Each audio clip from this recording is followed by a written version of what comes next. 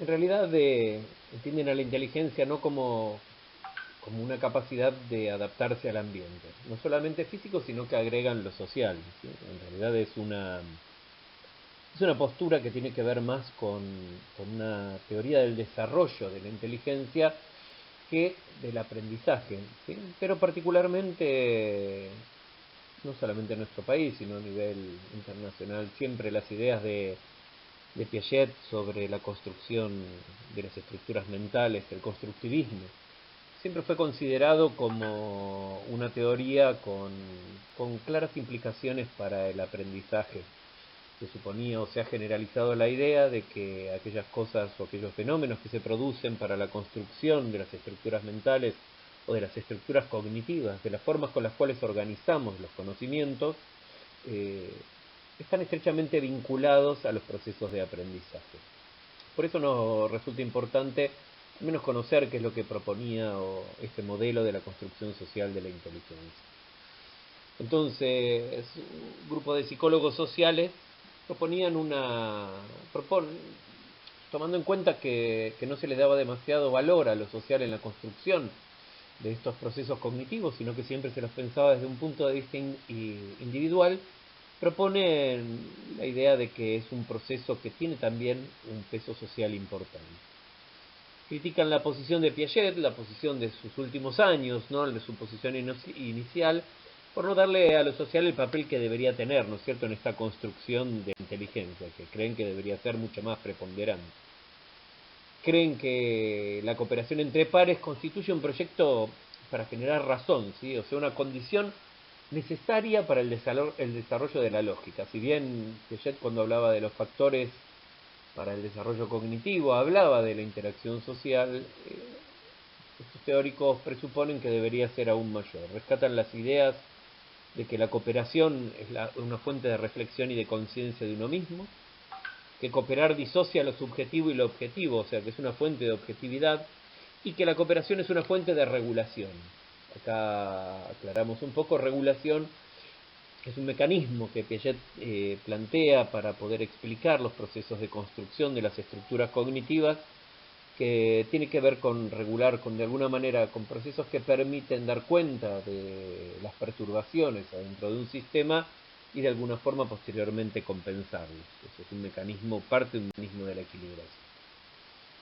Por otro lado, toman conceptos de Margaret Mead, de Piaget y de Vygotsky para elaborar una definición de inteligencia, integrando lo social, y además tratan de transformarlo de alguna manera en un marco que pueda ser objeto de estudios empíricos, de obtención de datos basados en evidencia, ¿sí?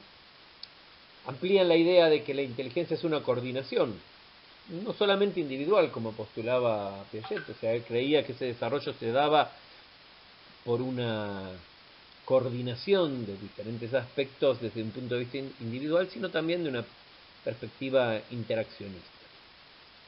Retienen la idea de que Piaget, de Vygotsky, cuando él sostenía que lo que un niño puede hacer hoy solo, colaborando con otros, es lo que podrá hacer solo mañana, o sea, una simplificación de la zona de desarrollo próximo, para entender de que la cooperación puede de alguna manera promover ese desarrollo cognitivo, no solo ser un indicador de ese desarrollo potencial. Se basan en la idea piagetiana de conflicto de centraciones, ¿no? O sea,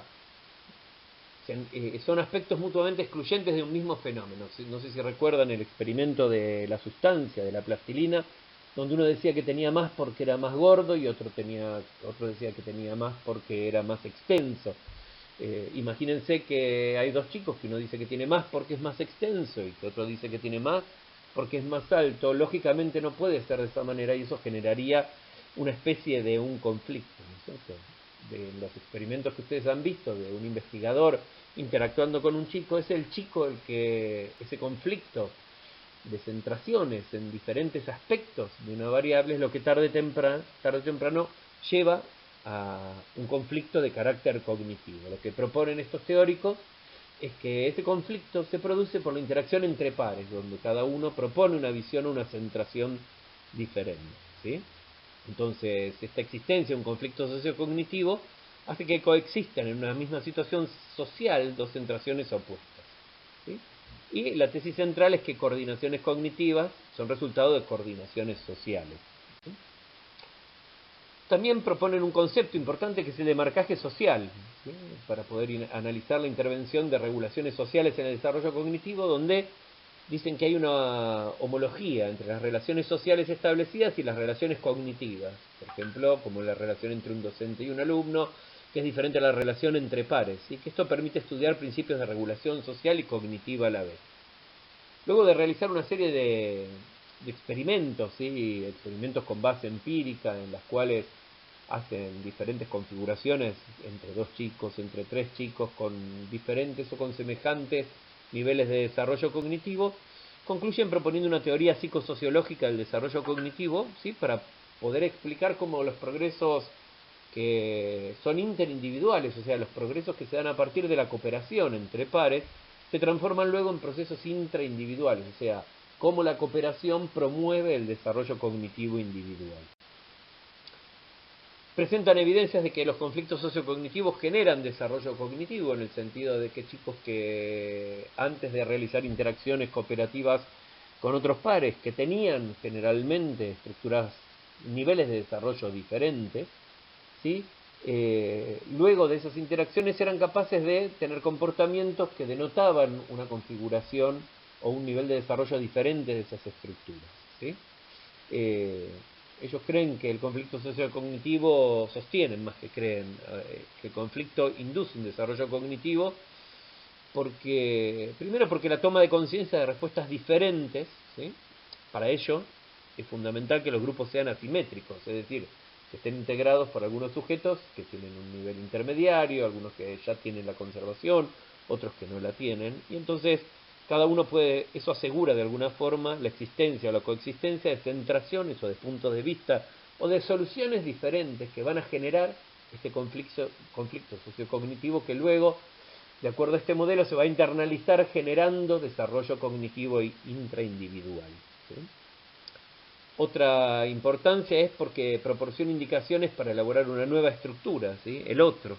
La otra persona es la que propone esas estructuras. Y finalmente, porque aumenta la probabilidad de que los chicos sean activos cognitivamente dentro de una situación social que promueve mucho más la interacción que a nivel individual y solitario, ¿sí? El conflicto no es solo un problema cognitivo, sino también social. Para ellos debe resolverse en relaciones con otros y no meramente de forma individual. Como había anticipado, ellos decían que no de cualquier interacción o en cualquier momento de desarrollo ¿sí? Se produce este desarrollo, sino que tiene que haber asimetría. Son fundamentales para que aparezcan regulaciones cognitivas, porque si dos chicos piensan igual sobre un mismo fenómeno, nunca va a haber un conflicto. Bien, en realidad es una posición que estamos viendo sumamente por arriba. Yo he destacado algunos de los aspectos centrales, creo que es importante volver sobre esto. No es una teoría del aprendizaje, sino una teoría del desarrollo cognitivo. O sea, trata de explicar cómo la cooperación y cómo la interacción con otros, ¿sí? En un momento particular del desarrollo que es durante la infancia, puede producir efectos diferentes que hacerlo individualmente u operar de una manera individual, lo cual resulta absolutamente indisociable. No se puede disociar a un niño de su entorno, lógicamente, que tiene esta influencia. Por otro lado, ha dado lugar a desarrollos actuales que investigan el aprendizaje cooperativo, o sea, de cómo se aprende con otros, ¿sí? No siempre y en todas las situaciones es mejor aprender con otros que solo, aunque muchas veces puede producir efectos que son beneficiosos y que vamos a desarrollar en alguna otra clase un poco más adelante. Muchísimas gracias.